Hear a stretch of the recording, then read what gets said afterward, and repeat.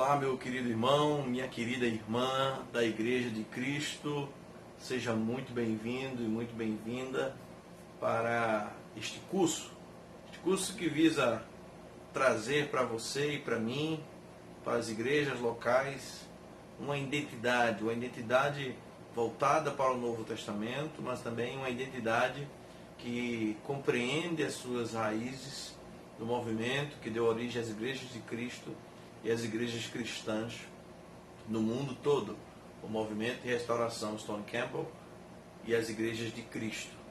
Bom, eu sou ministro titular da Igreja Cristã em Recife, sou diretor executivo da Brazil Christian Mission, uma missão norte-americana, a primeira missão que trouxe a Igreja de Cristo para o Brasil, em 1948, através do nosso saudoso missionário, pioneiro, fundador, Davi Sanders, para Goiânia primeiramente e logo depois para Brasília. As igrejas de Cristo hoje, somos mais de 1000 congregações no Brasil. Temos hoje no Brasil 2 ramos do nosso movimento: as igrejas de Cristo instrumentais e as igrejas de Cristo a capela, ou não instrumentais. As igrejas de Cristo instrumentais, na verdade, o seu verdadeiro nome mais comum nos Estados Unidos são Christian Churches, ou igrejas cristãs. Esta modificação para a Igreja de Cristo acontece ainda na década de 40, quando Lloyd David Sanders, ao chegar em Goiânia, se depara com uma outra igreja muito parecida com as igrejas cristãs e quase o mesmo nome, Igreja Cristã Evangélica. David, conversando na época com o ministro, o pastor titular desta referida denominação, decide não usar o nome principal da sua igreja, que estava ali enviando, e usa o nome da igreja irmã, que nasce no mesmo movimento lá nos Estados Unidos, as igrejas de Cristo. Então, basicamente, temos igrejas de Cristo instrumentais nos Estados Unidos, mas a grande maioria das igrejas de Cristo instrumentais nos Estados Unidos, na verdade, não se chamam igrejas de Cristo, e sim igrejas cristãs. As igrejas cristãs ou igrejas de Cristo hoje no Brasil, elas se concentram principalmente no centro-oeste e no norte do Brasil. E as igrejas de Cristo não instrumentais estão focadas no sudeste e no nordeste do Brasil. É interessante isso, porque no decorrer desta nossa jornada de 10 aulas, eu vou falar um pouco sobre a importância de cada uma e as suas particularidades. Mas nós, como igrejas de Cristo instrumentais ou simplesmente igrejas cristãs, nós somos uma comunidade de cristãos independente. Nós buscamos respaldo bíblico no Novo Testamento para tudo que fazemos, para tudo que pensamos e para tudo aquilo que nós queremos promover como Igreja de Jesus. O nosso governo ele é local, ele é plural, ou seja, a igreja local ela tem uma vida própria.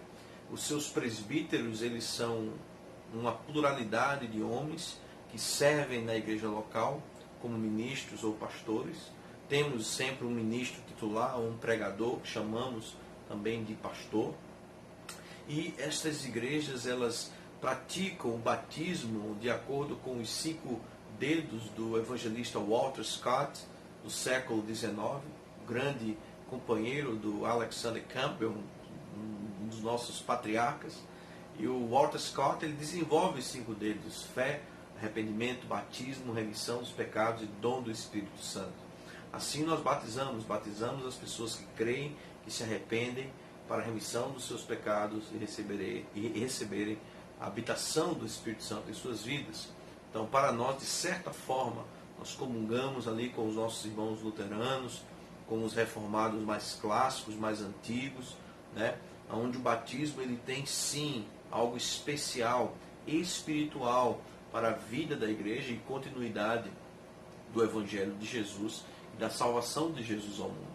Além do mais, as nossas igrejas também têm uma outra característica, além de governo local, plural, representativo, além de uma congregação autônoma local, além de um batismo para a remissão dos pecados e ser enxertado na videira que é Cristo, nós também tomamos a ceia do Senhor todos os domingos, como um ponto focal na nossa adoração.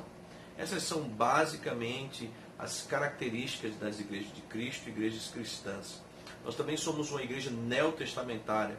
O nosso ideal neotestamentário é a unidade em Cristo, na sua palavra, por causa do amor.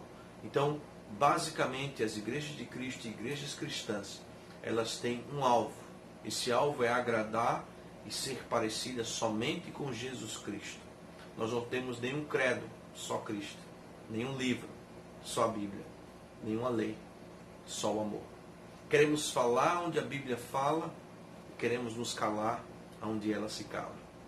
Eu convido a você a vir comigo para essa jornada de fé, aprender mais sobre o movimento de restauração, estar mais próximo dos textos originais da Bíblia Sagrada e também dos manuscritos, dos grandes artigos de fé publicados por grandes homens como Thomas Campbell, Alexander Campbell, Walter Scott, James Garfield, Isaac Everett e Barton Stone, lá no presbitério de Cambridge.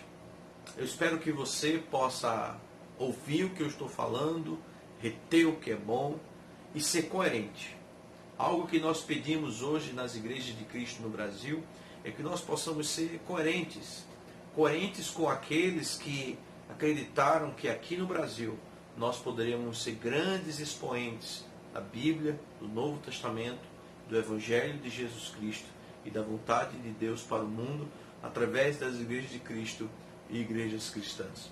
Uma vez que quando aqui chegou o nosso querido irmão Lloyd David Sanders, já existiam outras igrejas evangélicas de diferentes ramos históricos e de diferentes vertentes teológicas.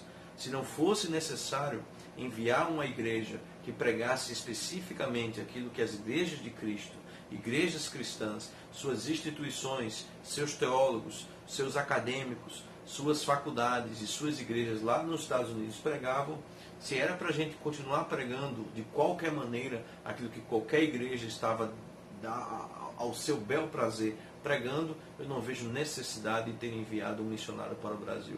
Mas uma vez que nós somos uma igreja organizada, somos uma igreja que tem uma história, somos uma igreja que temos um legado acadêmico, teológico, histórico por trás da nossa história, nós temos que prestar atenção no que estamos ensinando e que tipo de igreja nós estamos nos tornando. Que Deus te abençoe. Eu espero você aqui nesse canal para nosso segundo encontro. Essa foi a nossa introdução. Nosso segundo encontro, a qual será a primeira aula oficial sobre uma pergunta. Qual é a diferença entre restauração e reforma? Que Deus te abençoe. Eu espero por você.